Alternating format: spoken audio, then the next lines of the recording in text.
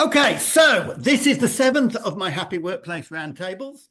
I'll be doing this every Wednesday for 7 weeks, apart from holidays, and next week is a holiday. Now, of course, one of the reasons I am doing this is because I want you to book on our courses. But I will give you some fabulous insights into what creates a happy workplace. And today is about decision making. And this will be an engaging session with breakouts. So how easy is it to get stuff done in your organization? I did this a LinkedIn poll on Monday. And let me explain about HP and Netflix. In the book, No Rules Rules, Reed Hastings explains how Jennifer Nerva, at her previous job at Hewlett Packard, had to get 20 levels of approval to employ consultants on a $200,000 contract. It took her 6 weeks and endless frustrating phone calls. So joining Netflix, she came with a 1 million marketing proposal and asked her boss who she had to get to sign it off. The answer was nobody. Just sign it and send it back. So my question on the poll was, are you a Hewlett Packard or are you a Netflix? So put in the chat whether your organization is a Hewlett Packard or a Netflix.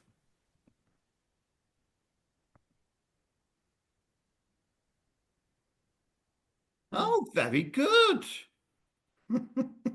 No Hewlett Packards then? Okay. Now you can change an organization. Just 18 months ago, Bill Anderson became CEO of Bayer, a pharmaceutical company. And it has now gone from command and control to a culture of entrepreneurial micro businesses of 6 to 10 people who work directly with the customers. At Bayer in the past, it was very difficult to get stuff done. For clinical trials, every level of hierarchy had to have layers of different reviews. There might be 800 documents purely for internal purposes. With these teams, they don't need the hierarchy. For an oncology trial, they looked at what could they drop due to internal processes. They lost most of those 800 documents and instead got good quality, but also great speed. They went from an organization where you get very little done to one where you can get lots done. Okay. I'll explain later about how you can make frontline decisions, but let me first talk about getting rid of decision-making as the boss. Okay, so does anybody know about David Marquette? Yeah, okay, Kathy does. I met this guy on a panel in Copenhagen in 2017. When David Marquette was made commander of the Santa Fe submarine, he realized he had been trained for a different model of submarine and didn't know how this one worked. So instead of him telling 130 crew people what to do, he coached his crew to make all decisions. There was one exception. If missiles were to be launched, that would still fall to him. That was his responsibility, right? This was based on ensuring there was competence and clarity of intent. The result was that the Santa Fe moved from being underperforming to being the best performing submarine in US Navy history. And 11 of the crew themselves later became commanders of submarines. And all of this with a captain who was a dummy and made no decisions, as he commented in his excellent animated video, which I will send you in an email. So I decided, as founder of my company, to do that too. I decided in 2017 to make no decisions. The only decision I would make would be if I needed to let somebody go, which I didn't feel was a staff's responsibility. What happened? Well, here we go. We were flatlining at that point. Our sales were flatlining. After I did this, we went up 25% each year because people took real responsibility. So let me just put in a chat, okay? And so if you are a senior leader, could you stop making decisions? And if not, how could you make sure your senior leaders don't make decisions. So I will put you into breakouts for about, let's see, about 3 minutes. So do put in chat. Could you stop making decisions? Could you make sure your senior leaders don't make decisions? Let me know. Okay, well, I'll give you a couple of thoughts about that. I'll give you 2 examples of decision making: the consent and the advice process. But first of all, back to Reed Hastings. Let's share a screen. Okay, so at most companies, the boss is there to approve or block the decisions of employees. This is a surefire way to limit innovation and slow down growth.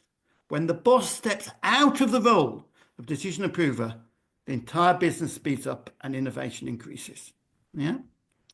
So let me give you some examples of how to do frontline decision making.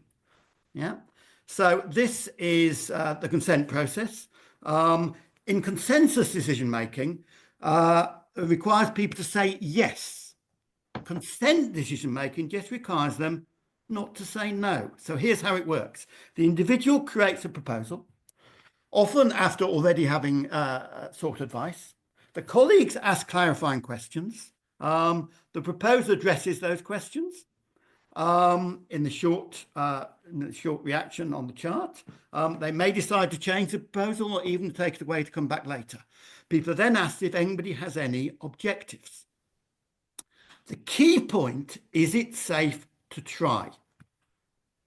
If it doesn't require people to say yes, you simply ask, is it safe to try? So at Happy, if it is over 10K, we use either the consent or the advice process. So let's say it was around 50K on some marketing idea, then it would probably not be safe to try. But we had an environmental impact report at around 12K and felt that, yes, that was safe to try. So it is very much down to the individual, but the key point is the safe to try bit. Okay, another example of decision making is the advice process. Okay, so the advice process is based on individuals taking responsibility rather than seeking consensus. So someone notices a problem opportunity, takes initiative, or alerts someone better placed to do so. So prior to proposal, the decision maker may seek input to gather perspectives before proposing action. The initiator makes a proposal, seeks advice from those affected, all those with expertise, right? So taking this advice into account, the decision maker decides on an action and informs those who have given advice. So at Happy, we had 2 colleagues, John and Ben, decided our pricing was out of date. They analysed the market, found out what competitors were charging, they made a proposal, including substantial increases, and sought advice. I told them I didn't agree with it. However, it was not my decision to make. After seeking advice, John and Ben decided on the new pricing model. The decision was made neither by consensus nor consent. And I have to admit that I was probably wrong. 30 years after founding Happy, I was too wedded to old models of pricing. Indeed, without that increase and its impact on our bank balance, we might not have survived the pandemic. So I'll give you another example. So this is from Frederick Laloux. So make sure that all members of the organization can make any decision as long as they consult with the people affected and the people who have expertise on the matter. So let me ask you, could you use either consent decision making or the advice process? I'll put that into chat. And then I'll put you into breakouts. So